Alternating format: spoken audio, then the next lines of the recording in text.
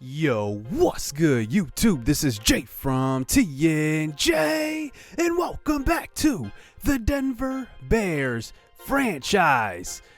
We start out this episode at the MLB level, starting with Brian Rocchio's debut, as he has been a prospect of ours for the last, I'd say, year and a half, and he's been doing okay, not hitting great, but he still does have tons of potential. He is a top 25 prospect in baseball right now. He hit 237 at AAA, but I want to see more out of him. I think he's got to show that he can get on base. So I'm not even sure he's ready for the MLB level just yet.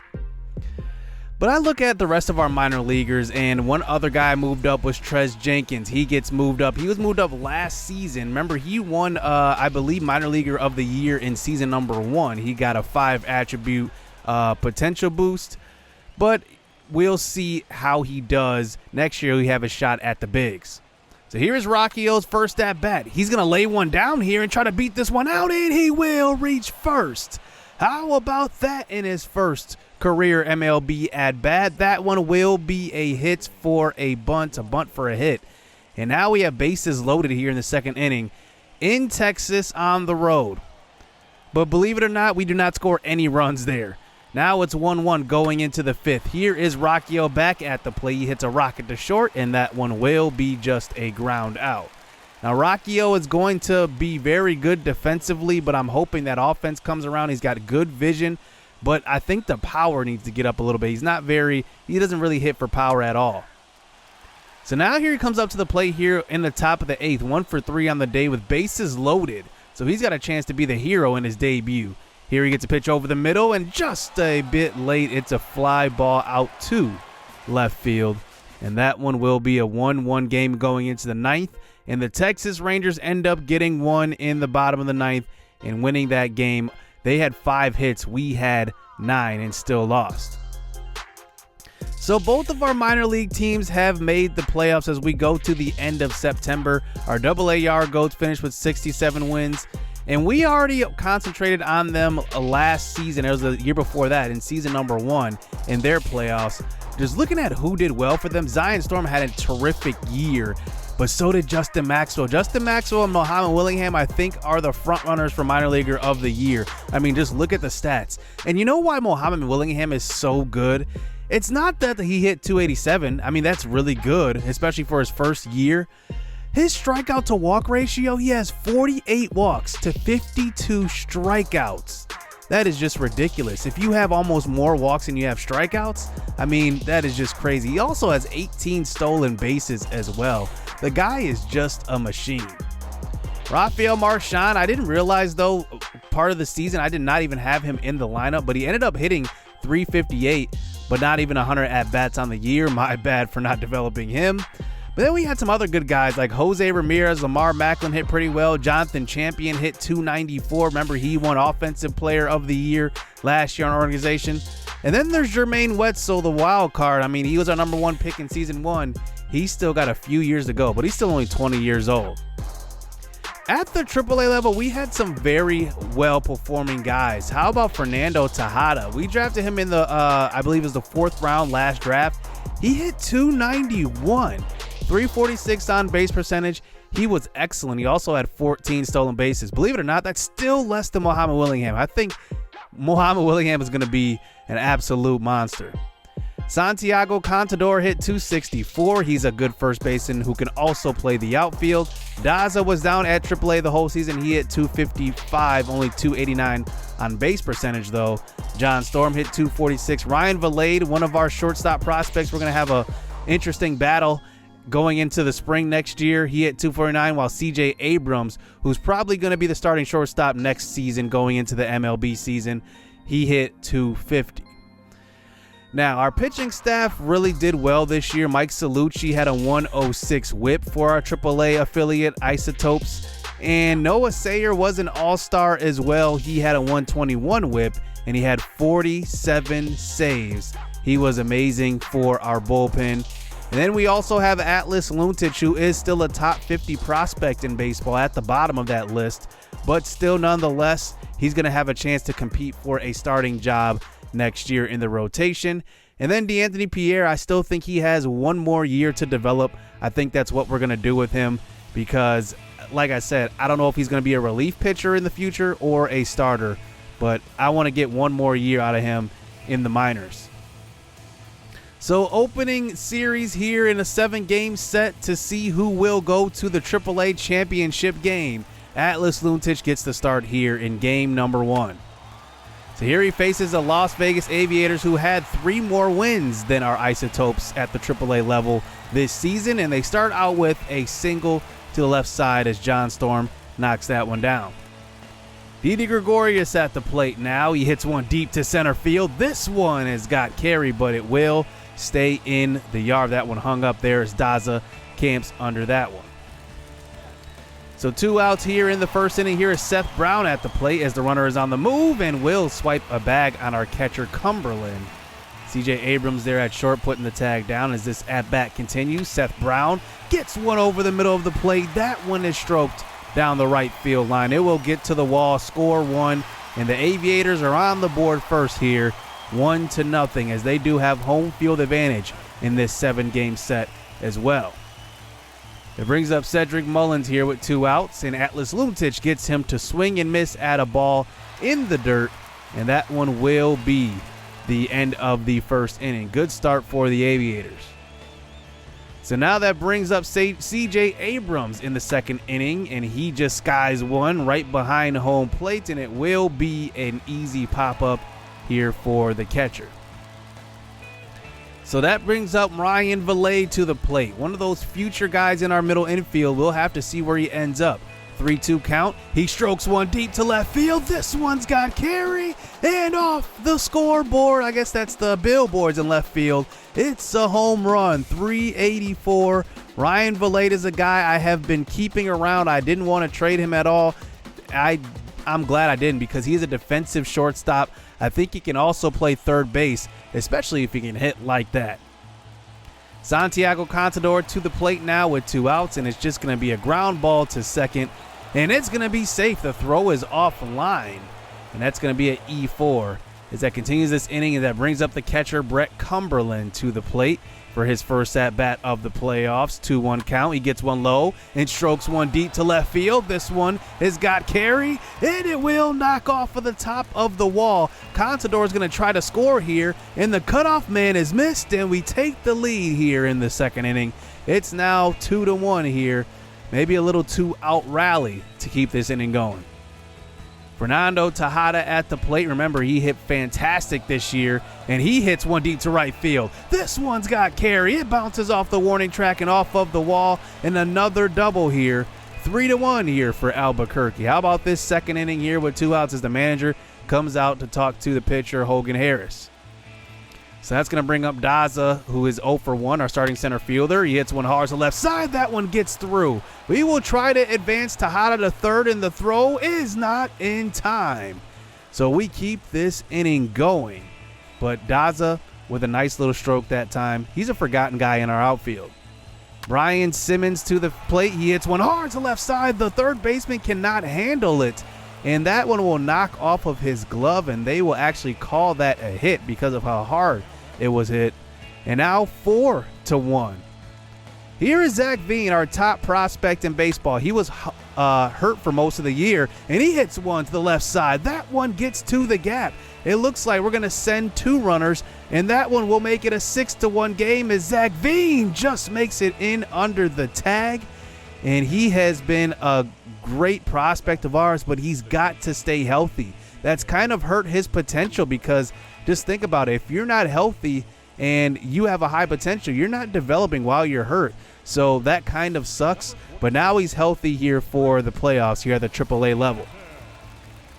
So that's going to bring in Chris Stratton out of the bullpen. And now that faces CJ Abrams as he hits one inside out to the left side, and that one will drop into left field as Abrams has good speed as well, 88, and he makes it into second with a double. So now here we go, Ryan Valade, who started this whole thing. There's still 2 outs here in the second inning. He hits one up the middle, and it's snagged by the shortstop, and that one will be the end of the second inning. What an inning, a 7-run second inning. As now we move on to the top of the ninth here. We are in full control here in game one, 7-3 game, as that brings up Brian Simmons. Brian Simmons hit 21 home runs at AAA this year. That led the league. And here he gets a pitch up in the zone and absolutely crushes one over the billboard. Home run. 410, the first home run of the playoffs here for Brian Simmons. And like I said, that's his 22nd home run of the year. He led AAA in home runs. He hit for great average as well. He's a guy to watch out for in the future. I think that looking at third base, Fuentes is there at the MLB level now, but give it one more year for Brian Simmons to develop. I think he could be ready to be that starting third baseman that we've been hoping for. He hits for good average, and he has excellent power, 80 versus right and left, and we end up getting the win in game one. Game two will be quick managed, but you can just see we are off to an excellent start here as CJ Abrams hit a 3-run home run in the 7th inning. And now here we are moving into the 8th and 9th. We are in full control. Mike Salucci on the mound. He's gone 7 2/3, just gave up his first run that time, but 0 walks. And now he's in still in the 9th inning. 1 out, 2 out, and he gives up a solo home run to Jed Jerko. But that one will be a win as Salucci goes the distance. And wow, we go up 2-0 here in this 7-game set. So we move on to game number 3 as DeAnthony Pierre gets the start on the mound for us. Let's see if we can go up 3-0 as we actually return home this game to Rio Grande Credit Union Field. And now here is DeAnthony Pierre in a little bit of trouble. Hit bases loaded. Here's a shot to left center, and that one gets all the way to the wall. Will Benson just kind of stops running on that one as Daza comes up throwing, but 2 runs will come across the plate as that one will be a 2-0 lead here for the Vegas Aviators on the road. As now they still have men on second and third, 1 out. Here's another hit given up by Pierre, and 3 runs come across the plate here in the second. And there's still runners on the corners here, 1 out. Pierre sticks in. This time it's a deep shot to center field, giving chase, and that is going to knock off of the wall. As we come up throwing, 1 run comes across. Now 2 runs come across. It's 5-0. How about the second innings put together here in this series? And wow, we had to pull DeAnthony Pierre in the 2nd inning. Can you believe it? As DeAnthony Pierre, one of those guys that, like I said, I want to develop a little bit more, but today it just didn't look pretty. So we bring in Brandon Gold out of the bullpen, one of those guys that could be a fringe starter. He also has some good stamina, so he can also spot start if he wanted to. And here with 1 out, he gets a fly ball to right field.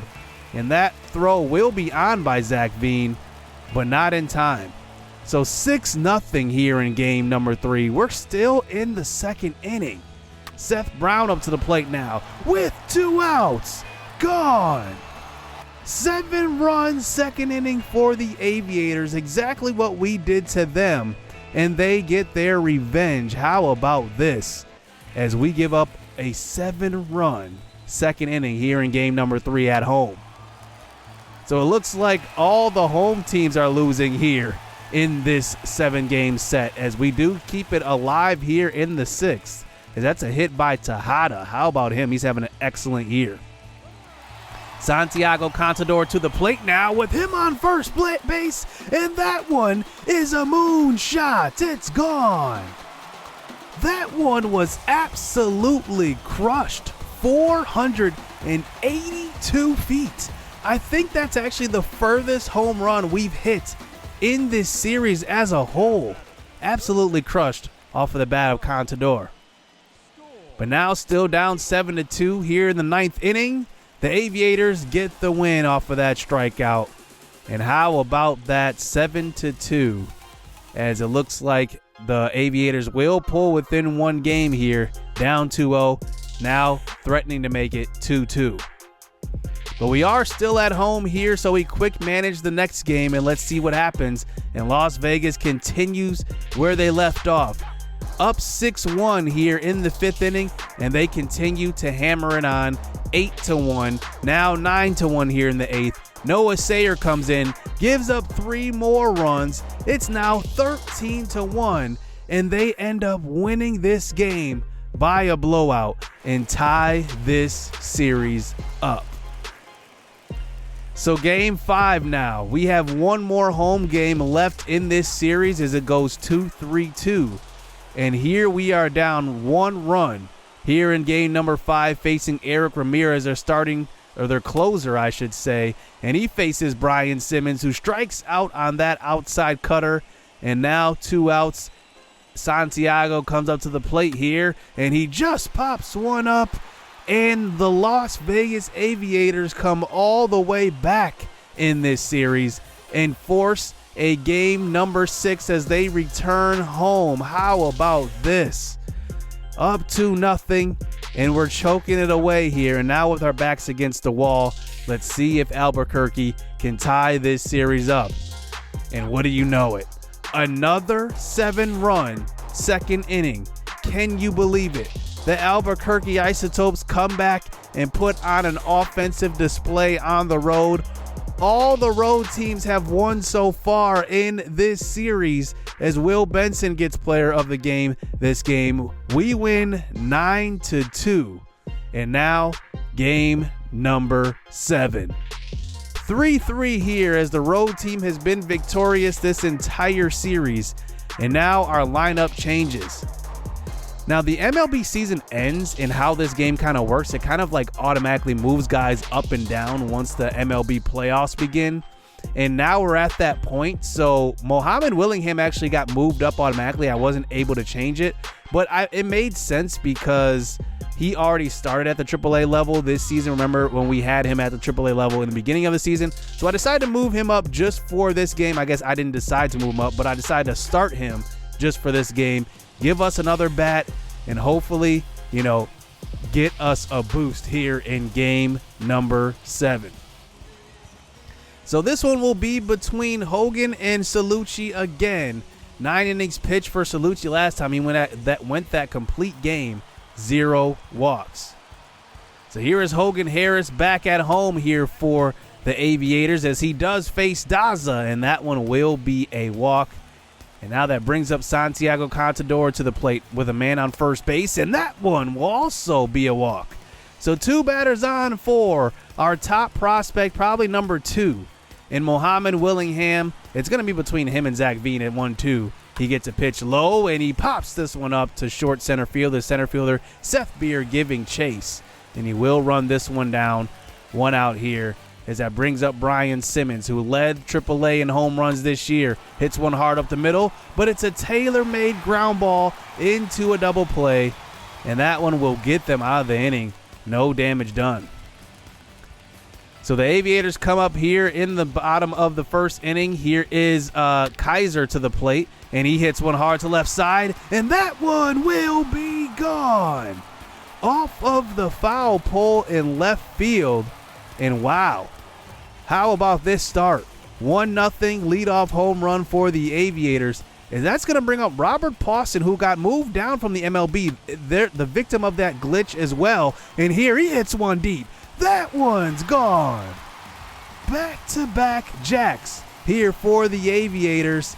And this one makes it a 2-0 game. How about the home team finally getting something going? Is now here. That brings up Chad Pinder, another guy who was moved down from the MLB level, but he just hits a chopper to third, and we will throw on the second for the 3rd out of the inning. So that's going to bring up Fernando Tejada to the plate as he hits another one up the middle. Man, is this guy hot. Could he be a candidate for player of the year, at least offensive player of the year? It depends if Mohamed Willingham wins player of the year. I don't know who to choose, Willingham or our great pitcher, Justin Maxwell. Maxwell already won pitcher of the year, so he can't win that award again, but he can win player of the year. So that brings up Ryan Valade here with 2 outs, who smokes one to left side, and that one will get them out of the first inning. So now that brings us to the bottom of the second inning, and second innings have been haunting both teams in this series. As we give up a hit there with 1 out, as that brings up Arden Paps to the plate, and he does swing and miss, and Salucci has his first strikeout of the game. So So 2 outs here as that brings up Dante Kaiser, who already hit one deep, and he strokes one deep to left field, but this time will stay in the yard. Just an easy fly out to left field.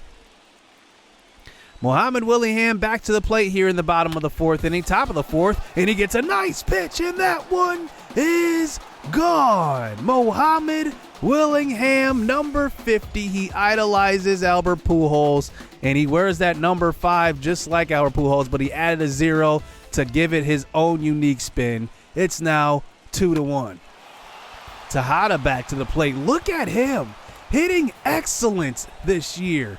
He gets another hit, make it a double, and Tejada is making me wonder, should he get Offensive Player of the Year in our minor league system? Howard Burt to the plate, and he gets absolutely fooled on the inside slider, and we only get one off of the home run of Muhammad Willingham.